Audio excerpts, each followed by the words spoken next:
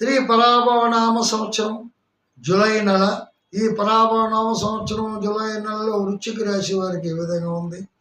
అలాగే జ్యేష్ఠ మాసం 15 జూలై నెల వరకు ఉంటుంది. అక్కడి నుంచి మనకి ఆషాఢ మాసం వస్తుంది. ఆషాఢ మాసం 12 ఆగస్టు వరకు ఉంటుంది. కాబట్టి అంతవరకు మనకి వృశ్చిక రాశి వారికి ఏ విధంగా ఉంది గోచారం చూసుకున్నట్టుకైతే, 4వ ఇంట రాహు కొన్ని అర్ధాష్టమ రాహు అంటాం. జాగ్రత్తగా చూడాలి. అతి కష్టం మీద పనులు పూర్తి అవుతాయి అంటున్నాడు. పంచమంలో శని ఉంది. సంతాన విషయంలో ఆలోచన ఉండాలి. సంతానం కొద్దిగా ఇబ్బందికరంగా ఉంటుంది అని చెప్తున్నాడు. సప్తమంలో కుజుడు పర్వాలేదు. అష్టమ భాగ్యములో గురుడు ఉన్నాడు కాబట్టి హ్యాపీ. వృశ్చిక రాశి వారికి ఉచ్చస్థితిలో ఉన్నటువంటి గురుడు. దశములో శుక్రుడు కేతుతో కలిసి ఉన్నాడు. అయినా సరే పర్వాలేదు. బుధుడు కూడా బాగున్నాడు. మనకి ముఖ్యంగా బాగాలేదు ఏంటంటే అష్టమ కుజుడు వల్ల కొద్దిగా ఇబ్బంది ఉంటుంది. అష్టమ కుజుడి మీద కొన్ని పనులు ఒకే ఆటంకం ఉన్నప్పటికీ కూడా ధనం చేతికి వస్తుంది.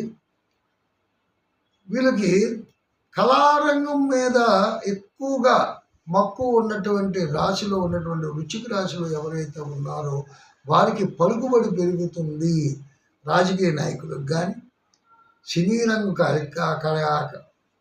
కళాకారులకు కానీ, నాటక రంగ కళాకారులకు కానీ, అలా సంగీతాన్ని అభ్యసించినటువంటి వ్యక్తులు ఎవరున్నా సరే, ముఖానికి రంగు వేసుకొని నటించే వ్యక్తులు ఎవరున్నా సరే మంచి అభివృద్ధిలోకి వస్తారు. అది వాస్తవము.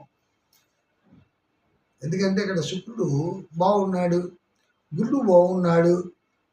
సినిమాలు తీసే నిర్మాతలు కూడా లాభం పొందుతారు. వృశ్చిక రాశిలో ఉన్నటువంటి వాళ్ళు వారి గురించి కూడా ఆలోచించినటువంటి పని లేదు. ఇతరుల నుండి రావలసిన ధనము చేతికి వచ్చును. ఎవరైనా మనం ఇవ్వాల్సినటువంటి వ్యక్తులు ఎవరైతే ఉన్నారో అక్కడి నుంచి కూడా వస్తుంది. ప్రభుత్వ పరంగా మనకి సహాయ సహకారములు అందిస్తారు అని చెప్తుంది.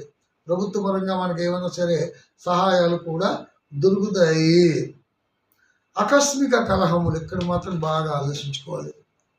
మీరు మీ ప్రవర్తన మీద ఆధారపడి దూకుడు ఎప్పుడైతే ఉందో దాని వృశ్చిక రాశిలో చాలామంది చెప్తుంటారు. వృశ్చిక రాశిలో ఎందుకంటే చాలా ఎంత ఓపికగా వినయంగా ఉంటారో రెచ్చిపోతారు.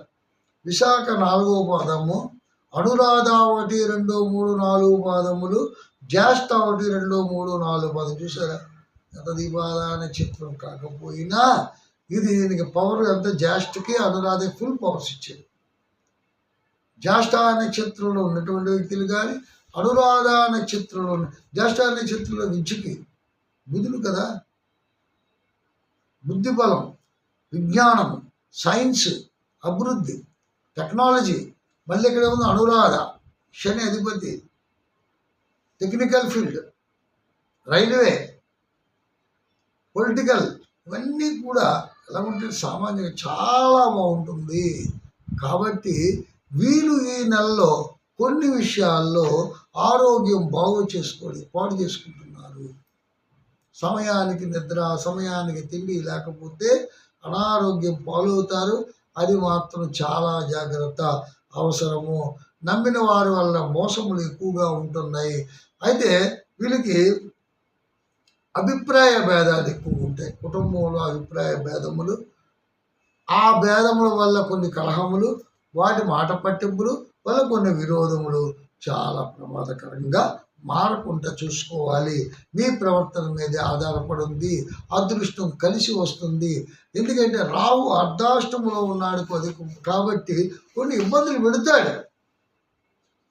ఇలాగా లేనిపోని కలహములు, చెప్పుడు మాటల వల్ల మనం వాళ్ళ మీద తిరగబడము, గొడవలు తెచ్చుకోవడం, ఇలాంటివన్నీ సమస్యలు ఎలా ఉంటాయంటే ఈ రాహు తాలూకా ప్రభావమే. కాబట్టి చాలా జాగ్రత్తగా ఉండాలి. స్థానచలనం కూడా అవుతుంది. ఉద్యోగస్తులకి స్థానచలనం కూడా అయ్యే అవకాశం ఎక్కువగా ఉంది.